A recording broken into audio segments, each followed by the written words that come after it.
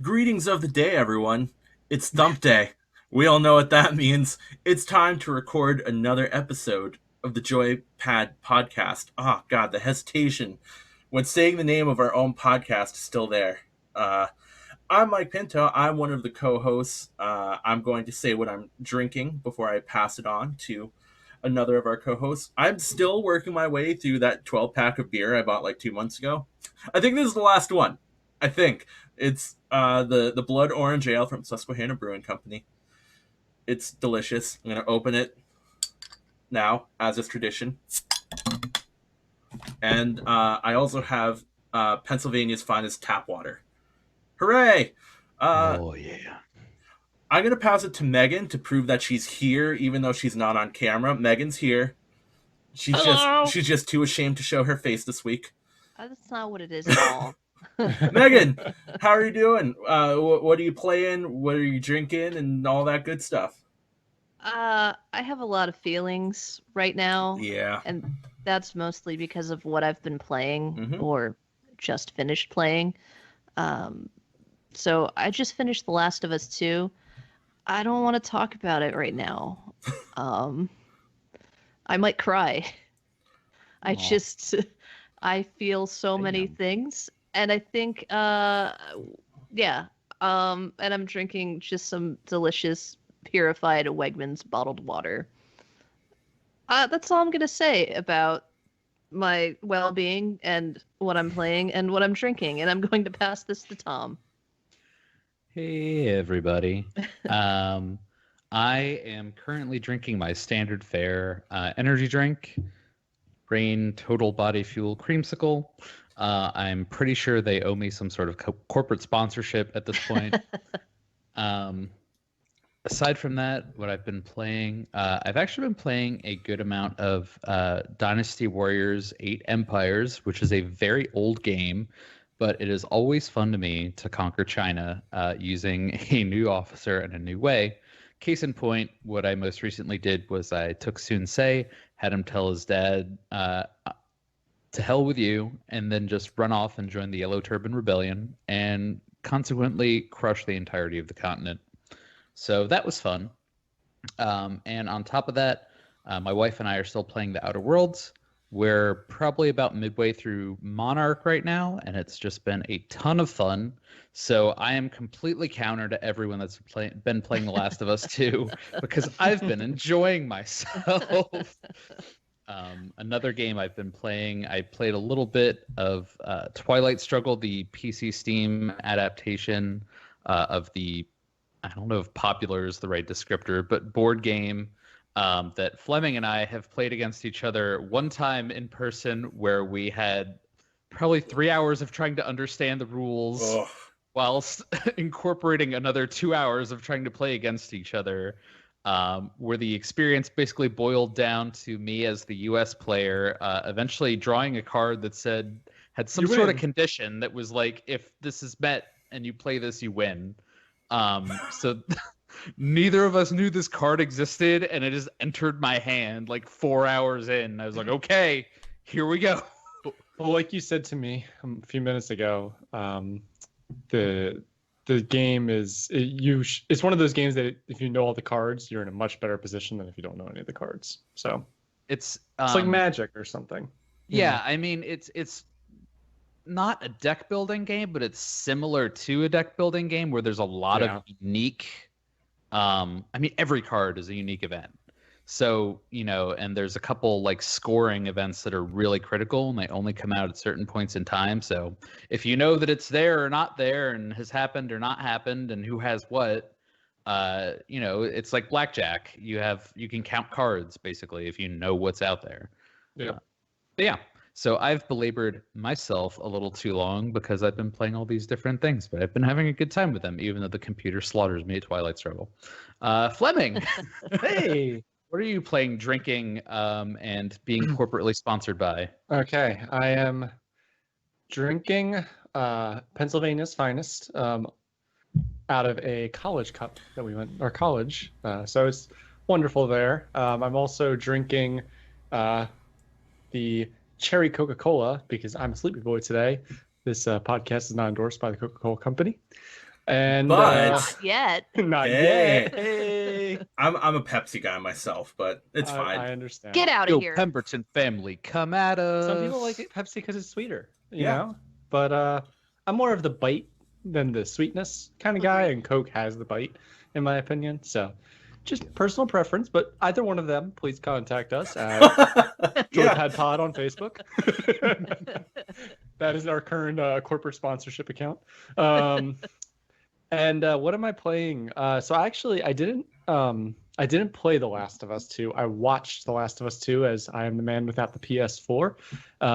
Though I did watch somebody actually fix PS4s on YouTube. Yeah, he buys like 50 of them and then tries to fix them all. And he spent like 2,000 something to fix like 27 PS4s. He fixed Wow. every one. Yeah. They were all They were all reported broken. He fixed every single one. I was like, I want to buy a PS4 that's broken. Fix it. You know what? That's a pretty cool idea. I would love to know how to risk, do that. You know, well, I mean, most of it seemed really easy. Oh, yeah. I take it back. He wasn't able to fix one of them. Was it filled he- with beans? One of them was filled with cockroaches. Ah. Oh. Sorry. That might have been the problem. Yeah, apparently he said that he thinks the cockroaches like messed with the electrical wiring between something and something. I forget what. Okay. And he had to like vacuum it out and like basically completely break it down and then rebuild it, and then it was working fine. So he's like, I fixed it. Some of them, like the CD tray, had like credit cards and stuff stuck in it. Who puts a credit card in a PS4? I don't know. I'm going on a major tangent. Take my money! You just shoved it into the disc tray. This is how I buy games. You not only got a working PS4, you also got a working identity theft That's scam true. going. Yeah, he like blurred Purchase. out the stuff. It was so funny, the kinds of things that he was finding in them, and like one of them was like reported broken. But yeah, the only one he couldn't fix was something with a broken processing chip. The processor has built-in graphics on it to display all your graphics on the PS4, and he said to buy that chip would have cost just as much as buying like the difference between the two. So he scrapped that one, but he came out with like 26 other working PS4s. So Wow. Awesome. basically every PS4 was like $75 if you kind of calculate the math roughly. So yeah, that was cool. So I wanted to do that, but I haven't done that yet. I don't think I probably will, just because PS4 is getting pretty old. But I did watch The Last of Us 2, and I definitely have feelings as well that are out there. So I haven't played too many games since. But around that, the actual games that I played personally would probably be Hearts of Iron 4, which is a Paradox game. If anyone knows what Paradox is known for, it's for grand strategy games. World games is probably their biggest area. And another thing they're known for is a lot of DLCs. So it's like, here's the base game. It kind of sucks without the DLC, so buy all these DLCs for $10, and before you know it, you spent like $200 to get all the content in the game. I don't have all those DLCs for Hearts of Iron 4, so I decided to make it fun. Takes place in just at the start of World War II, basically, and you can try to change around the rules. So what I did was I made all of Europe turn communist against me, America, and I tried to beat the world, basically, with a couple other custom rules in there too with it. Long story short, I did beat most of Europe, but it was getting to be like 1950, and I still hadn't won the World War, if you will. So I kind of gave up on that. But that was the game that I played around watching Hearts of Iron 4. Watching Last of Us. I played Hearts of Iron 4. Anyway, Pinto, what have you been playing? You didn't tell us. Basically since last week, all I've really played is The Last of Us 2. I ended up beating it yesterday afternoon as of this recording.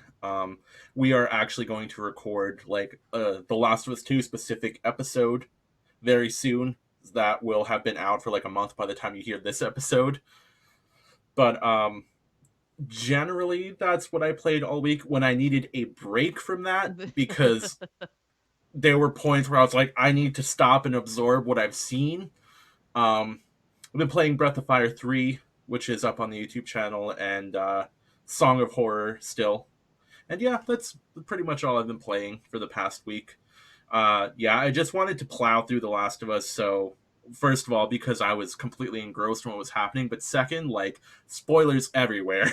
Yes. So, Yeah, I you really, really got to be careful. yeah, I really wanted to avoid those. But yeah, that's generally what I have been playing.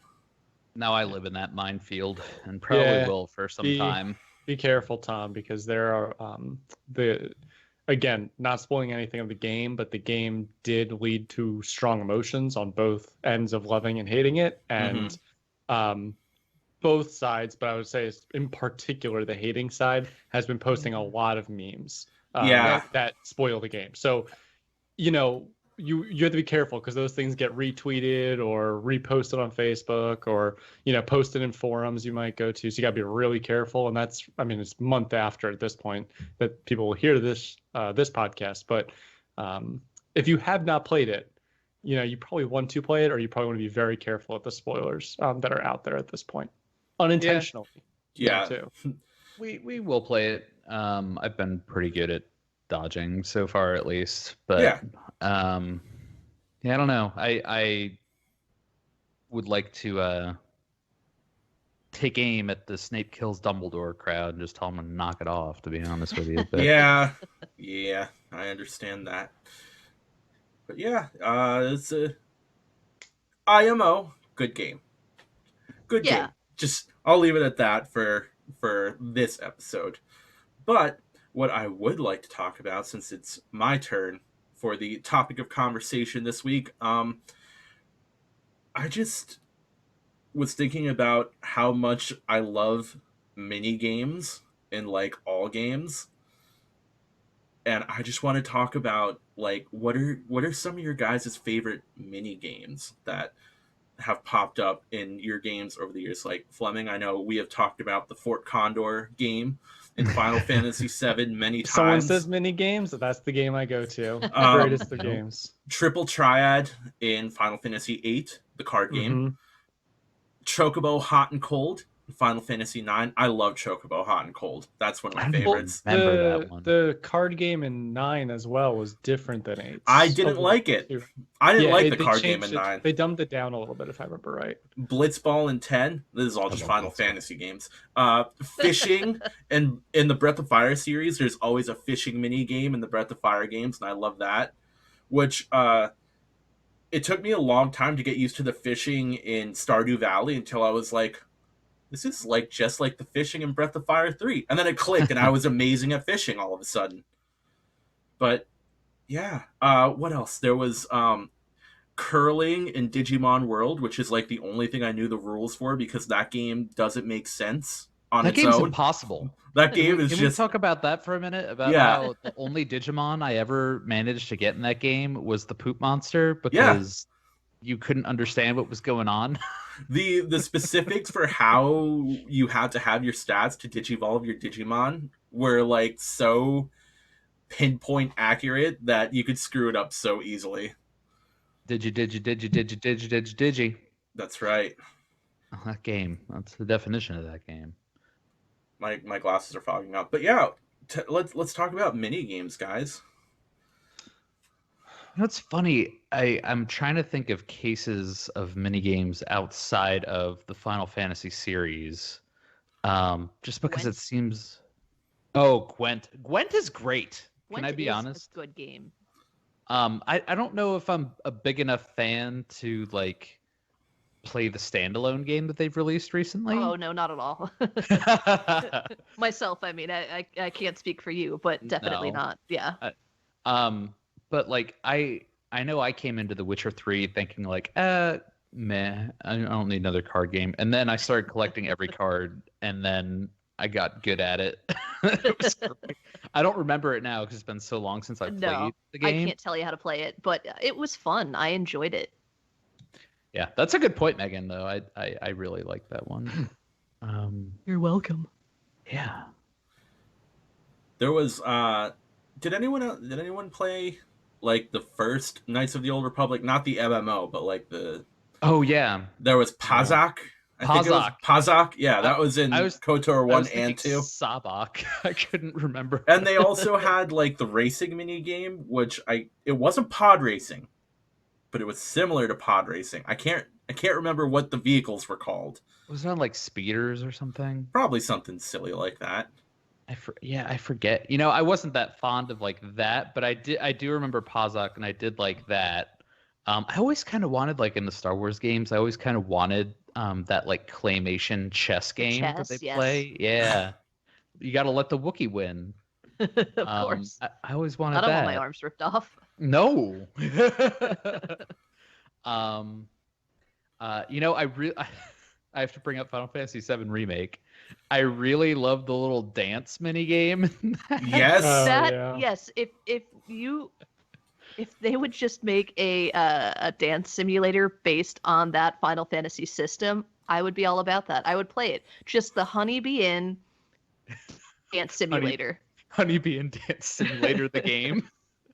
People would Square, play it. take my idea. I would Imagine play if like you could like you choose your character and you're playing as one of them, in that like that's you choose that person. I'm gonna dance as them, and then when you're doing the dance moves, like you're playing as Cloud or whatever. That'd be And Oh so no, fun. you only get to be Cloud, but you get to customize what dresses and hair he gets, it.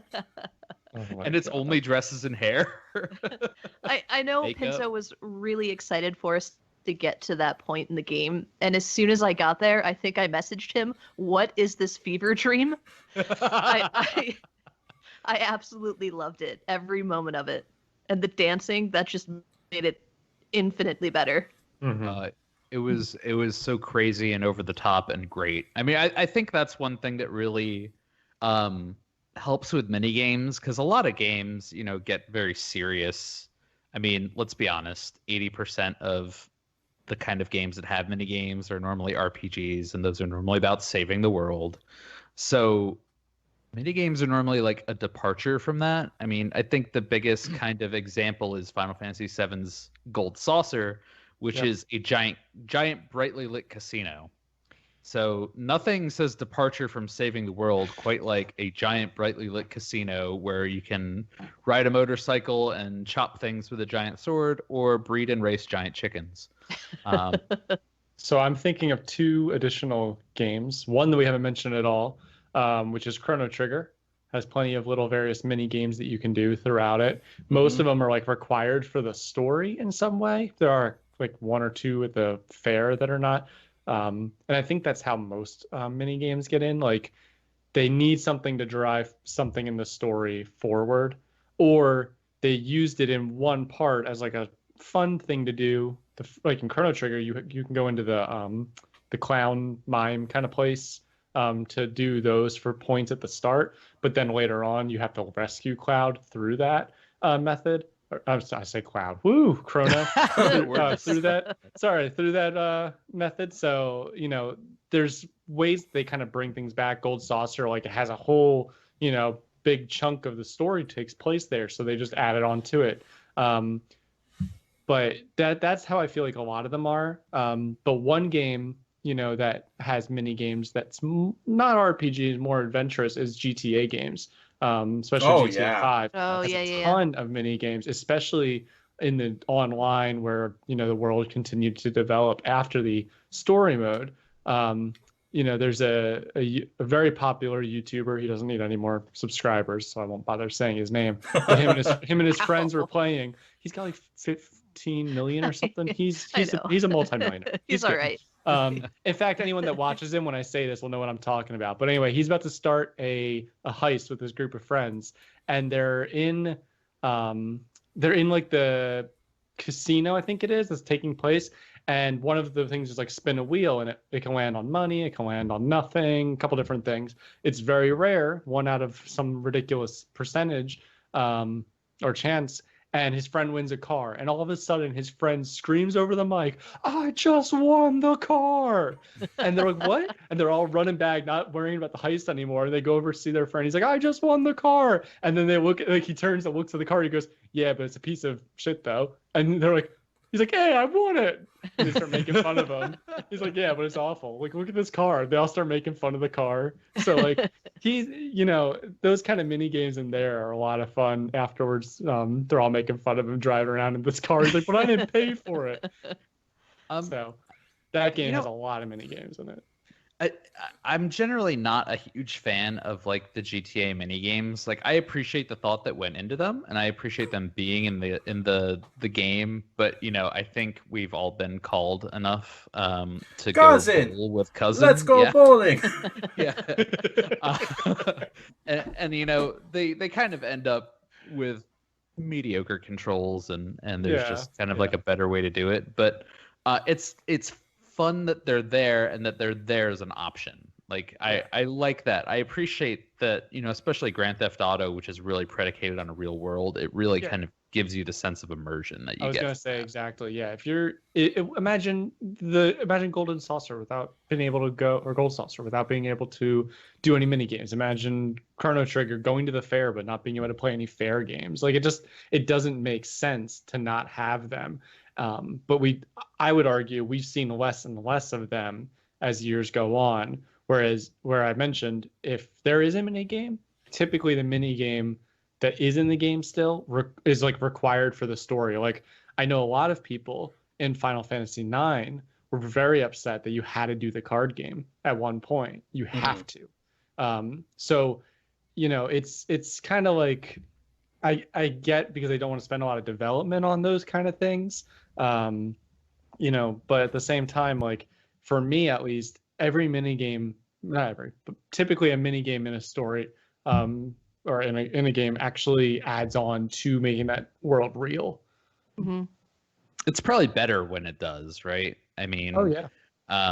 you know, chocobo breeding and racing not essential to Final Fantasy VII, but you have to run around on chocobo, and you have to, I think, wager on a race or at least observe a race at one point in time. So it's Yeah. kind of, you know, You it you have to win a race at one point. Like it's required that you okay. do a Yeah. race. But yeah. Yeah. So I mean, it kind of makes sense that like you know that these things exist and that you can get a better and better and better one. I mean, it's Final Fantasy VII was a huge, huge number of minigames Oh yeah. and is probably like at the top of this list, and probably is very beloved to a lot of people more than they realize because of all the minigames, and because it makes it more than just a game where you get into random encounters and select things from menus.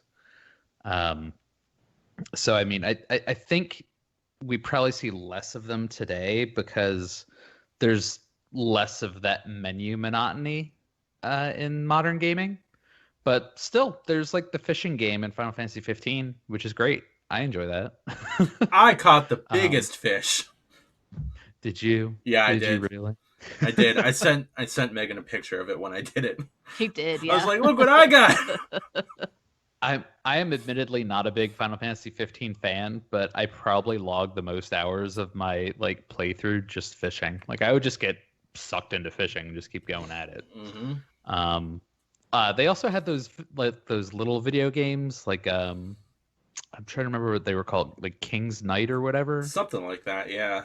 Yeah, which is kind of cool. Like I always enjoy the game within a game kind of aspect in some of those.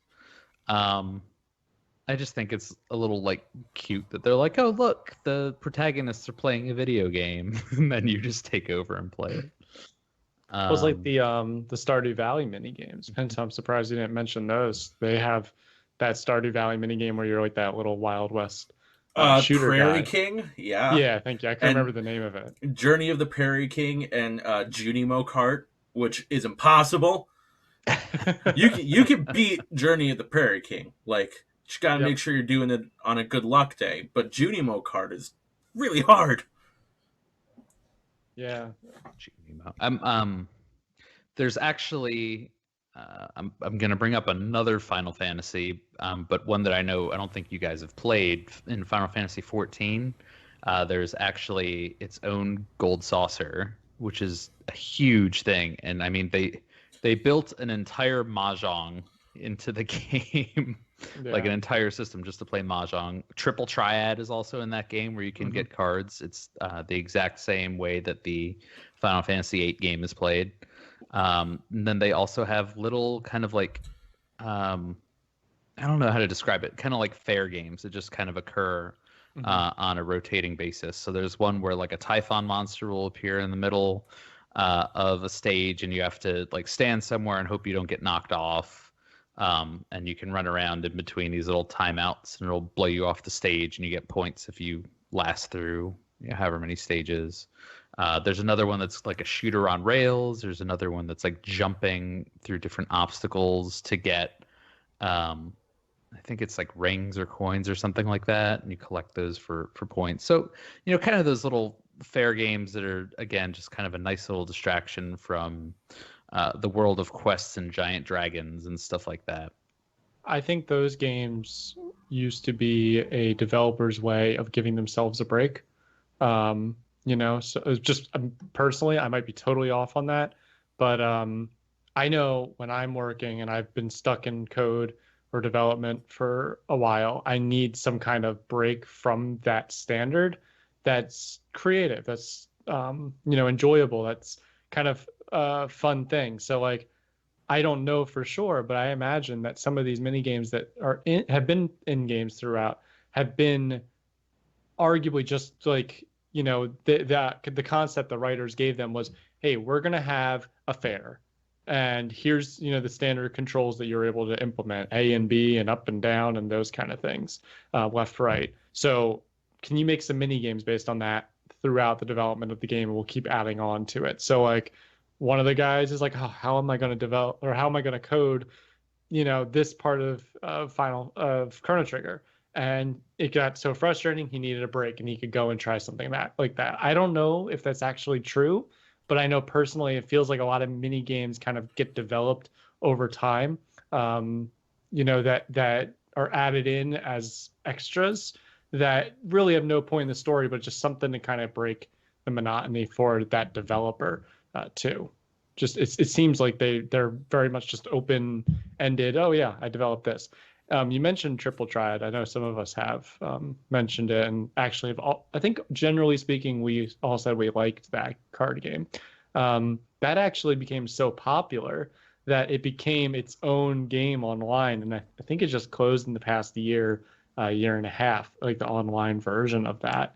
So some of those games that, I don't know why the developers spent so much time on those, coming up with custom rules and this whole thing, but I guess they become so popular that the owner of the company or whatever is like, yeah, let's go ahead and make that a separate game or something, or let's add on to this, or let's keep it running like they did with Triple Triad in a future game in 14. So Fort Condor the game, where you at?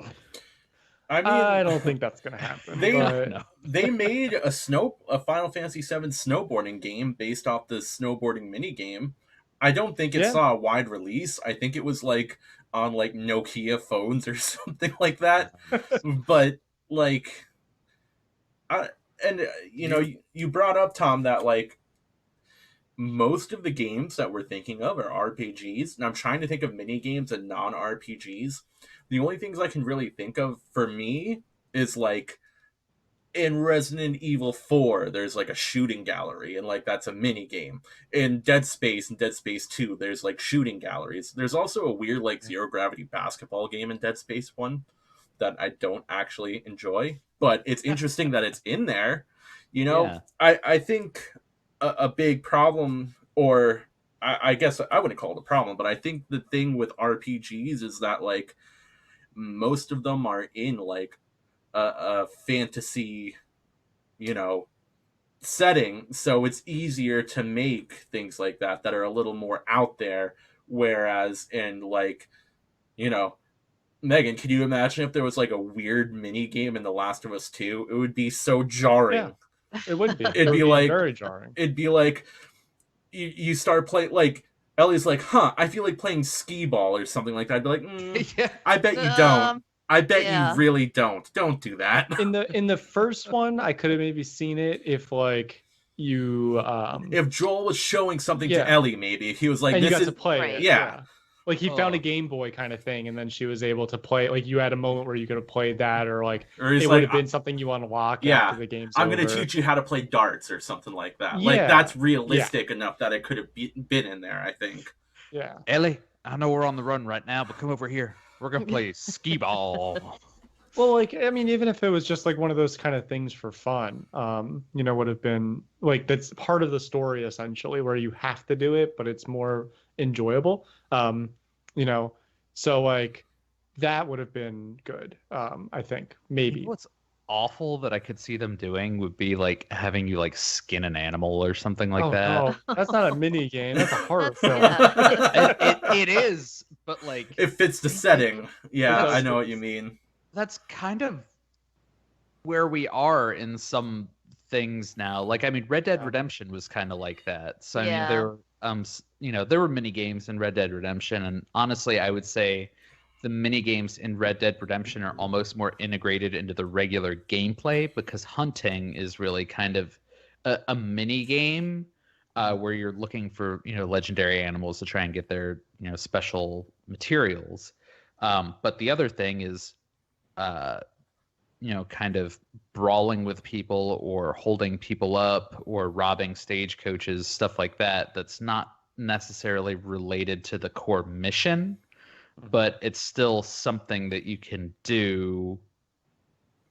And it's not really a mini game because it's not its own little like it's not its own self-contained little cosmos within another game, but it's also completely not necessary to the regular portion of the game. So I think there's been a lot more of that too, and maybe that's why we see less of the mini game as we know it in contemporary gaming. Yeah.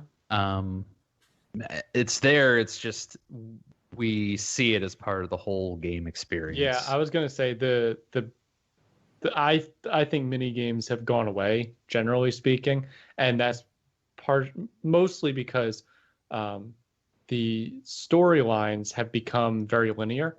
You're from point A, you're going to point B. That's how the game works. So like we talked Last of Us. You go from this point to this point. That there's no exploration. Like you're exploring the world. And I would say overall, like the Uncharted series and the Last of Us series and those Naughty Dog based games are very interesting to look at, and you definitely feel like an explorer, but you're not able to like circle back to Pittsburgh to play in the arcade. Right. That's doesn't happen in a lot of kind of games. It's interesting that you bring up Uncharted though, because I would argue that Uncharted has mini games in the puzzles that you need to solve to move on in some of the the ruins and whatnot that you're in. But I take mini games overall as a separate to the story or unnecessary from the story. Like a break from the story. Yeah. So like if we talked Last of Us, if there was a moment where like they're sitting in a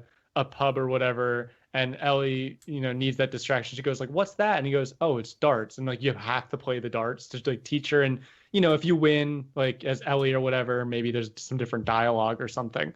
But that to me is not a mini game. Mini games are separate to the story. And like we said, Uncharted, you had to play those games to get past that. I'm trying to remember because I never personally played them, but I think you have to beat every mini game that's in that. Yeah, I mean all the puzzles you have to solve them to move on. I mean, Yeah. it's basically it's like an Indiana Jones game. It's not exactly. gonna not solve the puzzle. But I just think that's like the integrated experience that you see more of today, and I think they are interrelated.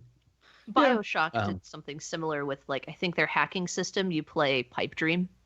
Oh It's just, yeah, like, a version of Pipe Dream, yeah, which is pretty cool. That's fun. You know what? I was fine with that. I didn't have any issue with that. Which I don't really care for like I was trying to think like what are the mini games in like a Skyrim kind of game, and I guess it would be like the lock picking.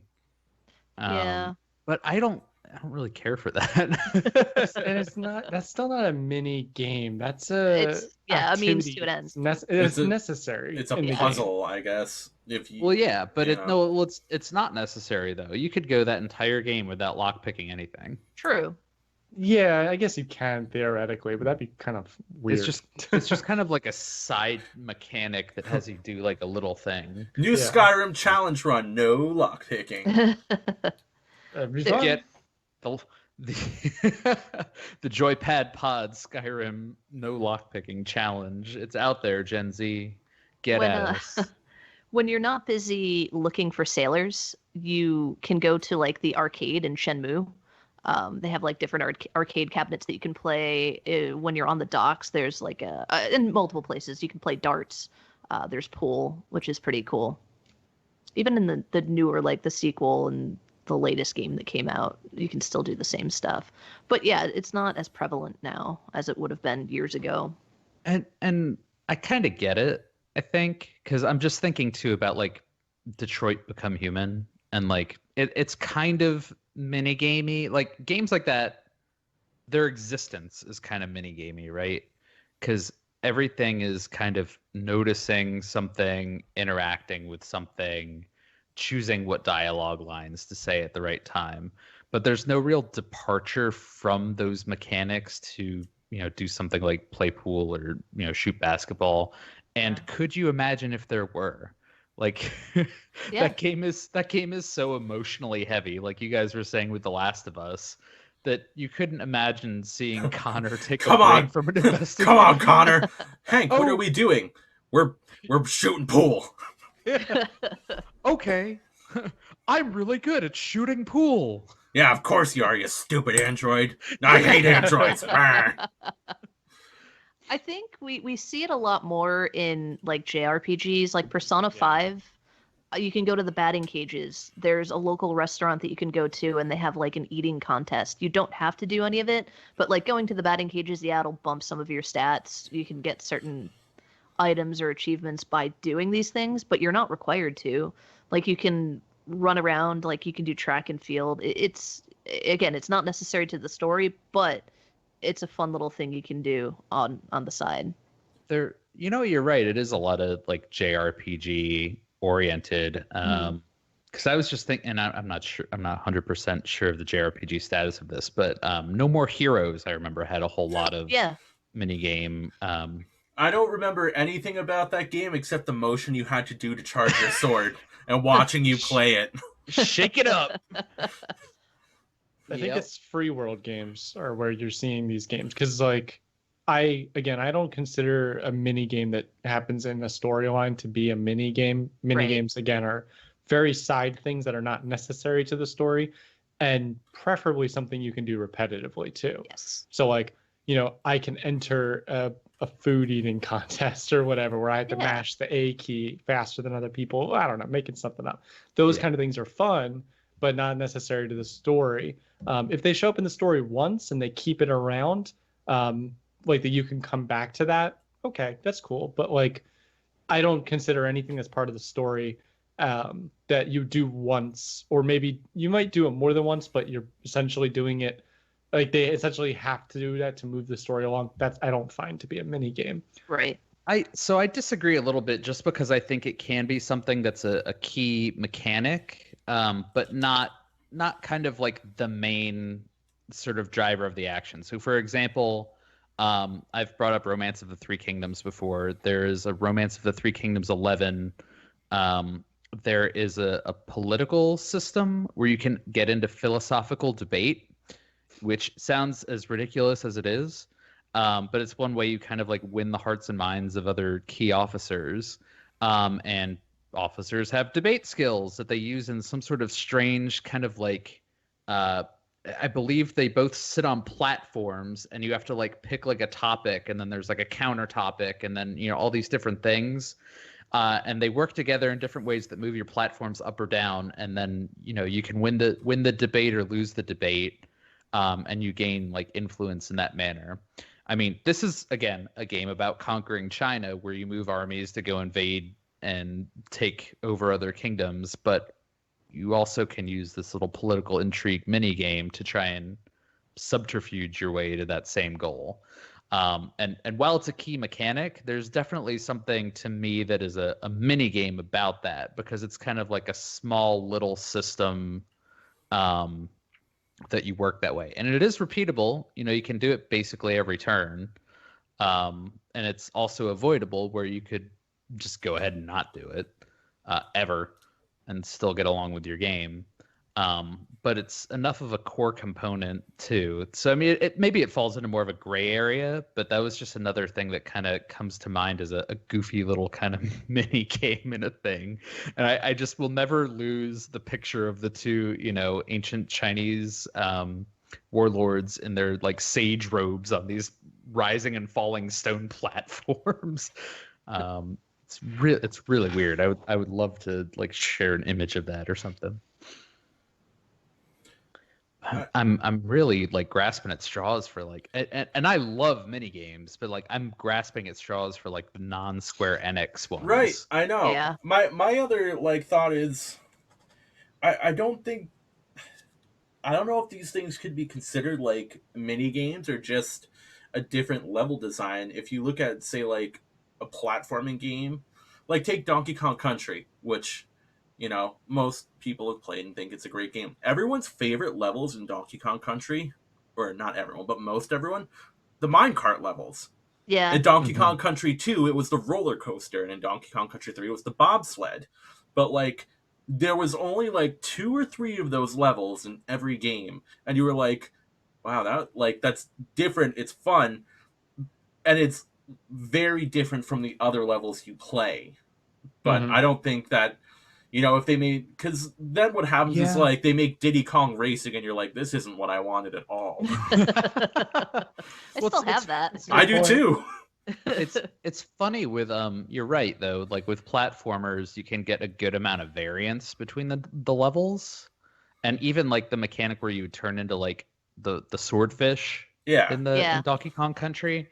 It's not a mini game, but it's a different way of playing.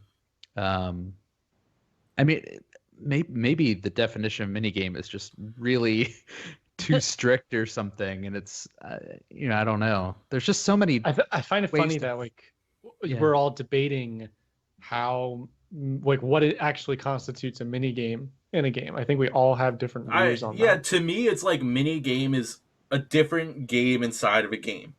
Mm-hmm. But in some other cases where it's like, I can't think of any games that do it off the top of my head, but I know they're out there where you're playing a game and like it's like, oh, you can play like Pong in this game. Yeah. Like there's an occasion where you can go and play like the original Mortal Kombat or something like that. Like they put an actual other like old video game into the game. And it's like, does that count? I would say so. Those absolutely count. To me, they definitely do. Yeah, I would agree. I think those tend to be a little bit more forgettable to us, though, because they're, if it's a game that already exists. Right. Because then we're kind of like, well, I could just go play Pong on my own. Yeah. Yeah. And no one ever thinks that to themselves because Pong is an ancient game. But the funny thing about that, though, is like, we mentioned Stardew Valley, right? So in Stardew Valley, you have to play the Prairie King once, right? As part of the Abigail storyline. You don't even have to. If you're like, I don't want to be friends with Abigail. Yeah. You never. But what I mean is, if you want to be friends with her, she asks you to play, and you play. Yeah. But what I mean is like that to me is in the story, but then he put him in the arcade within the pub. Yeah. Right. So, that to me is completely a mini game, even though you have to play it once. It's like Blitzball, you have to play it once, right? Yeah. So like, I find those things to be the mini games, even if they were developed for a story aspect of it. Personally, I just think that's the design for a mini game. And let's be honest, Prairie King, for example, that game style that's existed before. It's not like he invented a new game. It's a shoot 'em up. It's a shmup. Yeah, he just made a shmup. He just made a story, right? That, as part of the story, you did this game once, and then, hey, why not include it for everybody to play on their own? And since Stardew Valley is a free world game, right, you're able to go around and just play that game for fun. But yeah, that's like how all the games in Final Fantasy VII are. It's like you ride a bike once. Oh, when you go to the Gold Saucer, you can ride the bike again. You snowboard. You submarine. Like, there's only like 2 actual games in Final Fantasy VII that like aren't like Mog's House. You remember Mog's House? You don't actually have to play Mog's House, but if you do it correctly, you get like 30 GP or something like that. Yep. And then like the weird basketball. the basketball game, yeah, the arm wrestling game, Yep. and like the weird like uh rock paper scissors game that was like the virtual fighters or whatever. Yeah.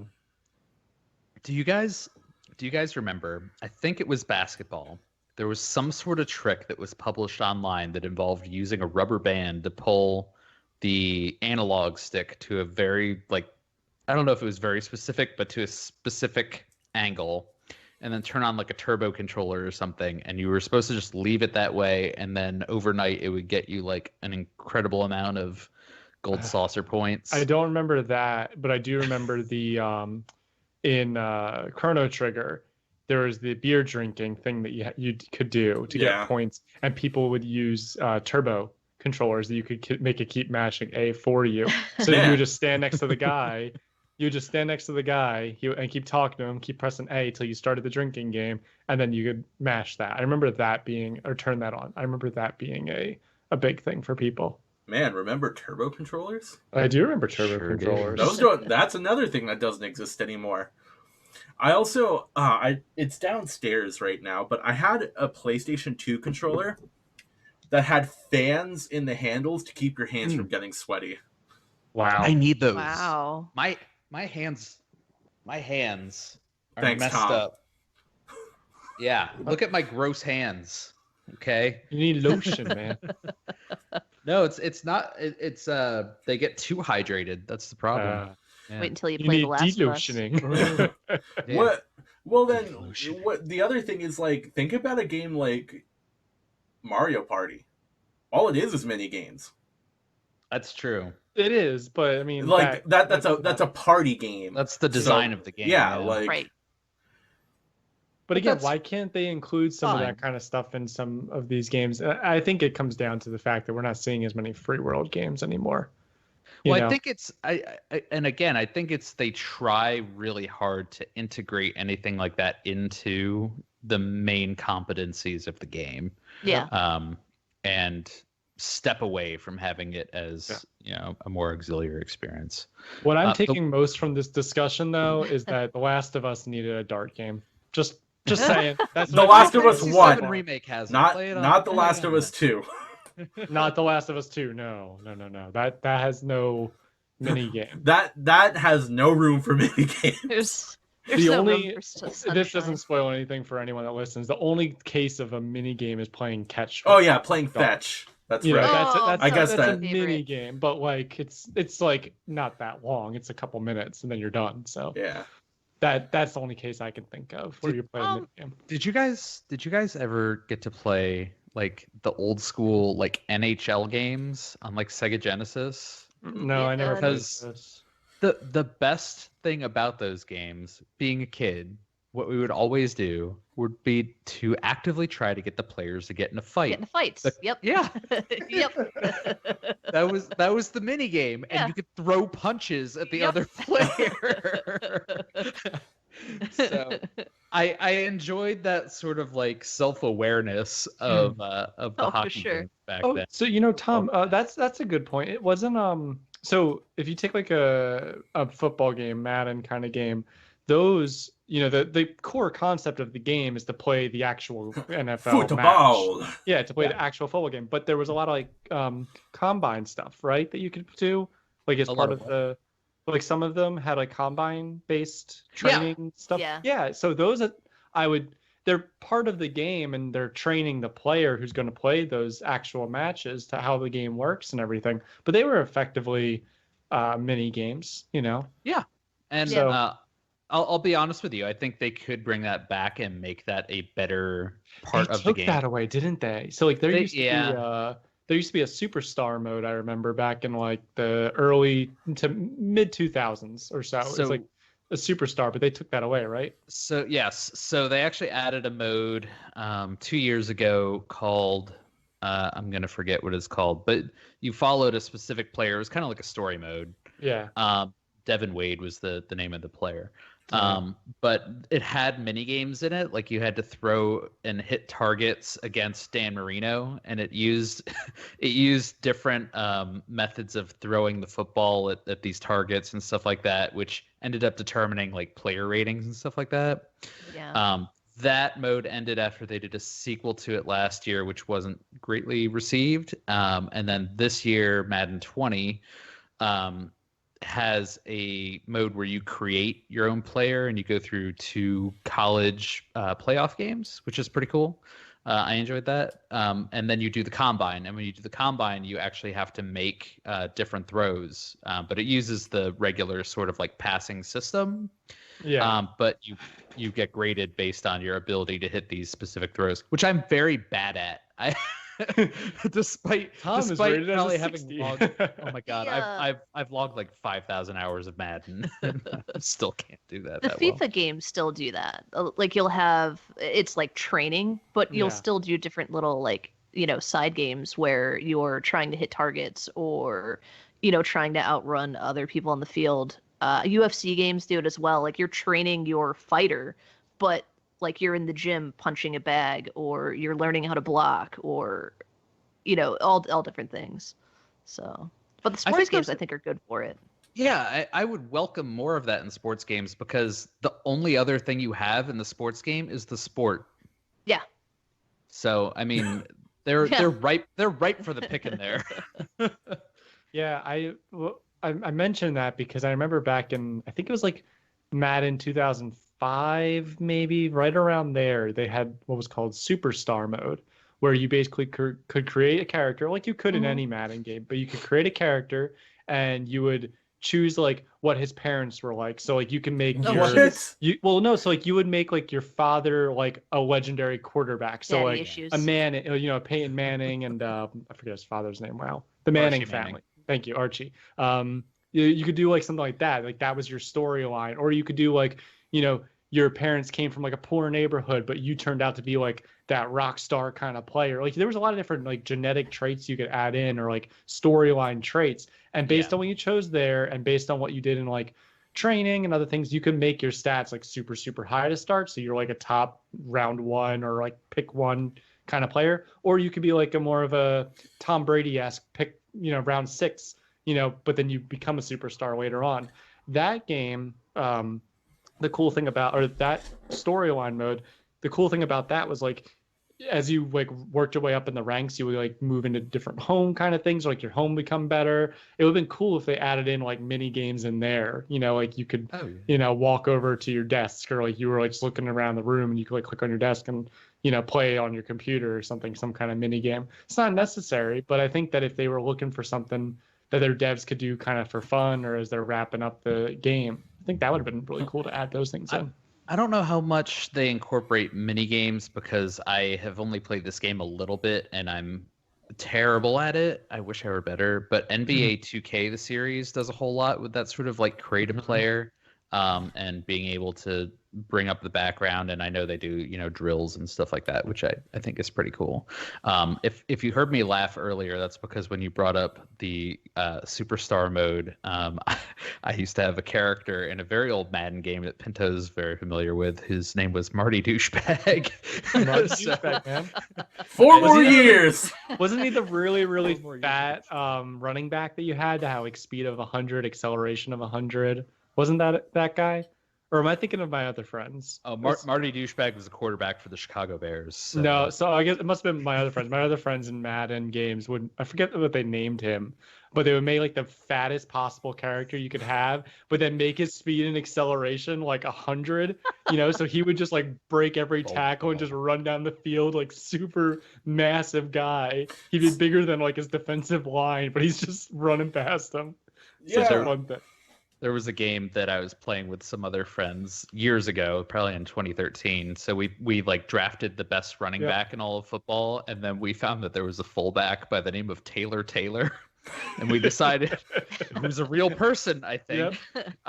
So we decided that he had to be made into the best possible human athlete ever. So we just made all of his stats like 99 and crushed the world with him. That's awesome. I like stuff like that. I miss the days when you could do that in wrestling games because they started to make them more realistic. Yep. So they introduced like weight classes. So it's like, oh, I can't have like a 7'1" guy that can do like springboards off the top rope anymore. That's a big bummer. I want my 7 foot tall Great Khali to be pulling off Rey Mysterio 619s. But they're like, nah, that's not allowed anymore. We need to make it realistic. Curse you. It's wrestling. I Realism know. is boring. Let's be honest. Oh man. So Yeah, I'm really what's- trying to yeah. think. I would say, casino games are probably like the #1 most common thing. Oh yeah, and slots and probably- blackjack. Yeah. Yeah. And I enjoy blackjack. I mean, I enjoy playing it in person. I enjoy playing it in video games. Poker, same thing. So, whenever I see casinos in games, I'm happy to do that. You know what I'm surprised we didn't bring up to this point is mini games in the Tony Hawk series. I'm trying to remember. well, Because you played Do you Thug. remember bouncing off the pavement? Yeah, I mean, how many bones can you break? I guess was a mini game. And even like just sort of the way that they built some of the modes. Again, I don't know if you would consider it a mini game. The core mechanic of the series was score points by doing tricks, but graffiti mode. I remember graffiti mode. Yeah. I love graffiti mode. My sister King of and the I got Hill. heated playing graffiti mode. Like we would get real mad at each I other. think most siblings did. Yeah, I mean, it was just a fun way to do like a zone of control kind of game. I mean, it's really kind of like what Splatoon is based on now.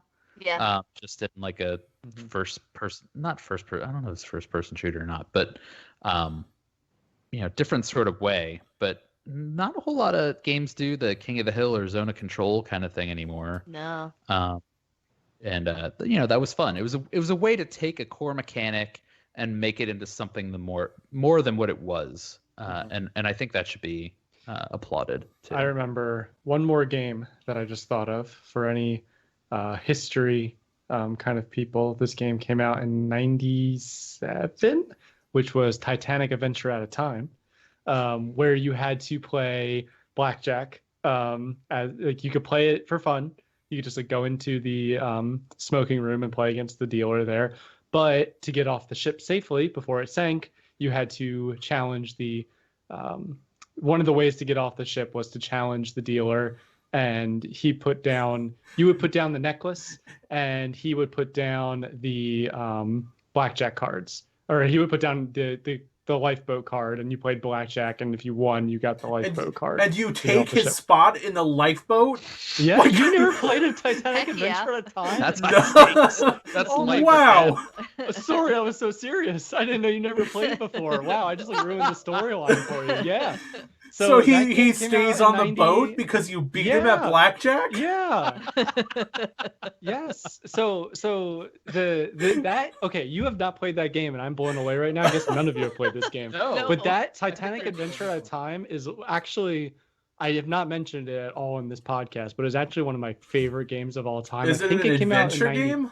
Yeah. Okay. Oh my God, we're gonna play this together. Seriously, I didn't know you never played it. It's So the long story short, because now I feel like I have to explain this game. Titanic Adventure at a Time. Is it based on the movie? No, it came Okay. out before the movie. It came Okay. out like 95. Well, you said. Oh, I thought It- you said 97, which is when Titanic came out. Oh, okay. I'm sorry. So yeah, I think it came out like 95. It came out before the movie.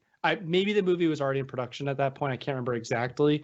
But this game was for like Windows 95, I think. It actually had pretty good graphics for the time.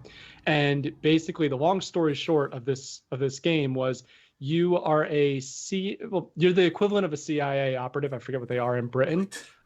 It takes place during the Blitz of World War II, and you basically you're an older man.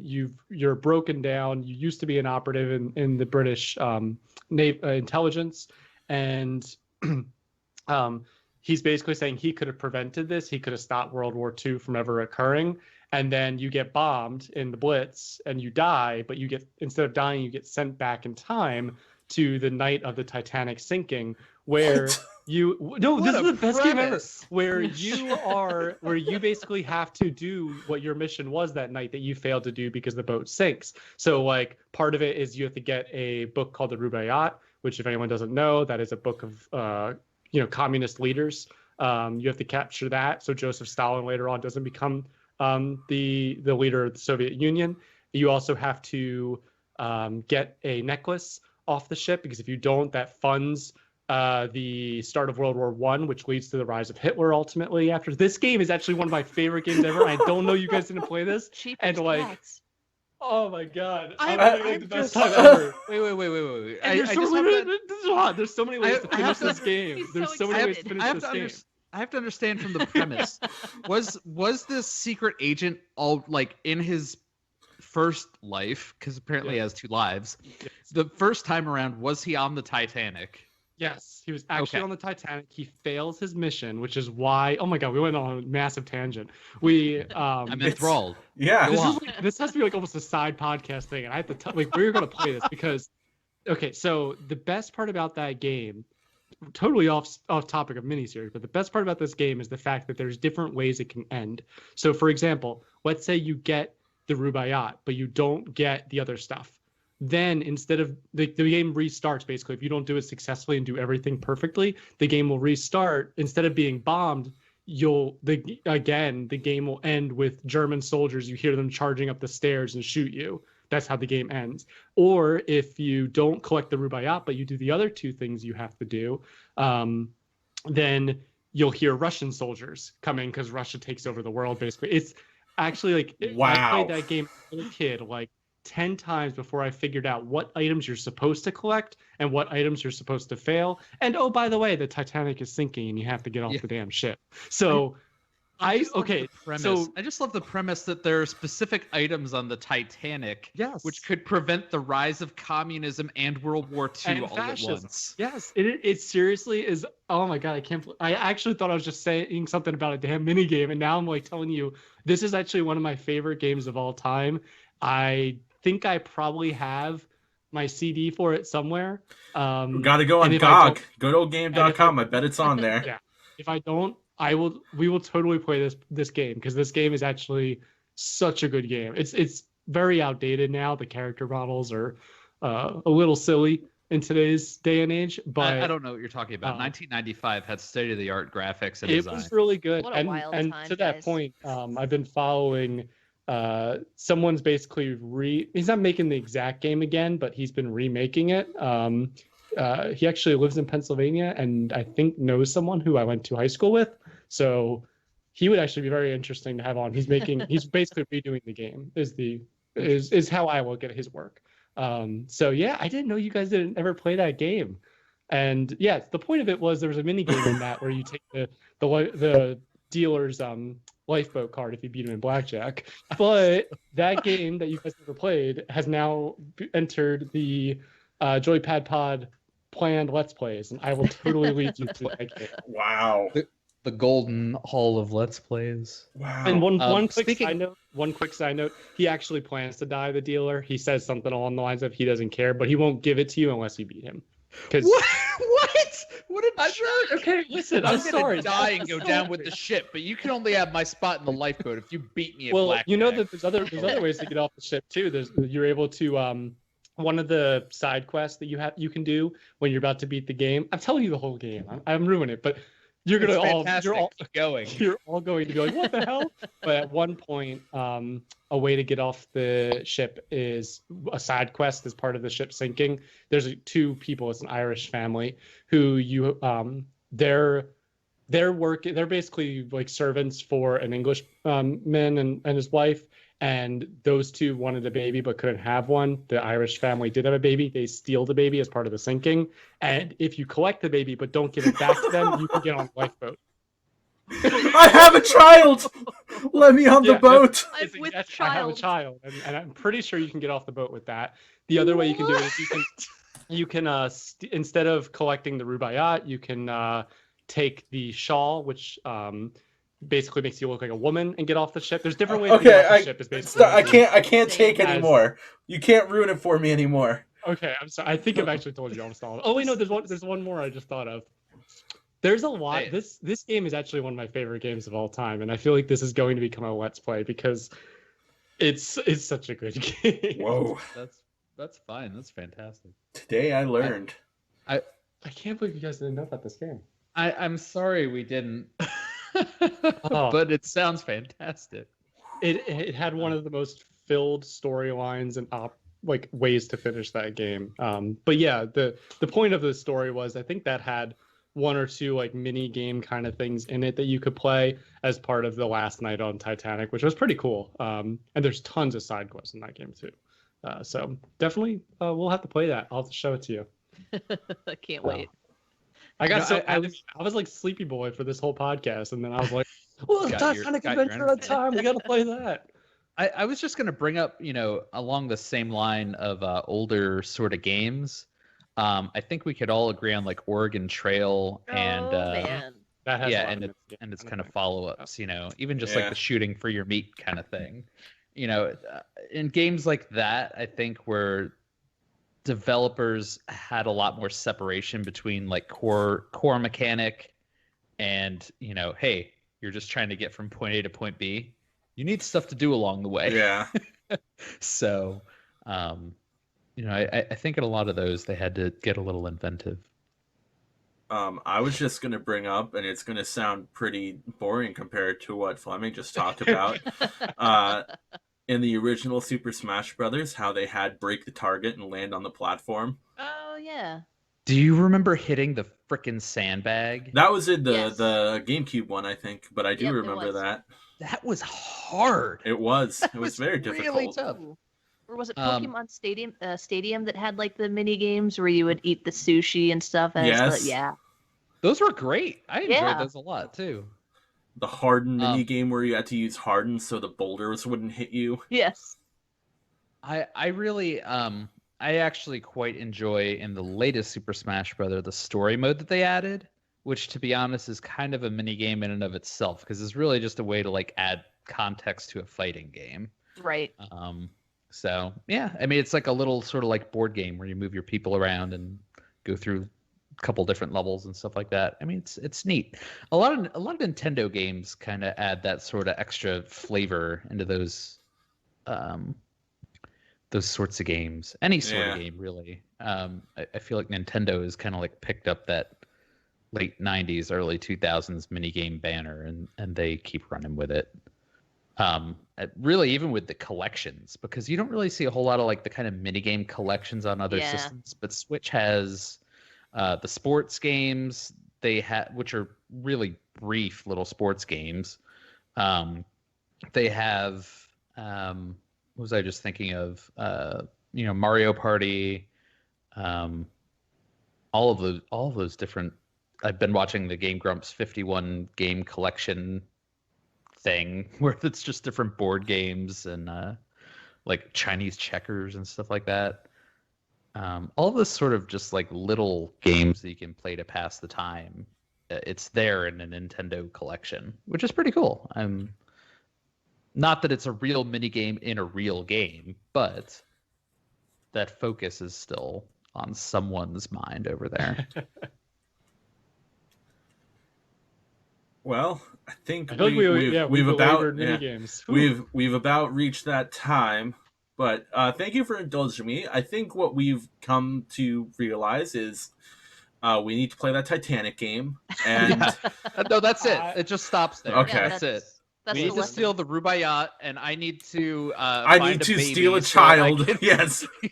No, you're supposed to do this. You're supposed to save the child. Okay, you're not supposed to steal the child. if Fine, you fine. mess up, if you get the Rubaiyat, and you get the necklace or whatever, but you steal the child and then leave them on the boat, do they still get off the boat and then become the baby Listen, Hitler I'm not going to say themselves? anymore as a preview for my act, and this is even before I shared this game, so I'm super disappointed in myself telling you this game.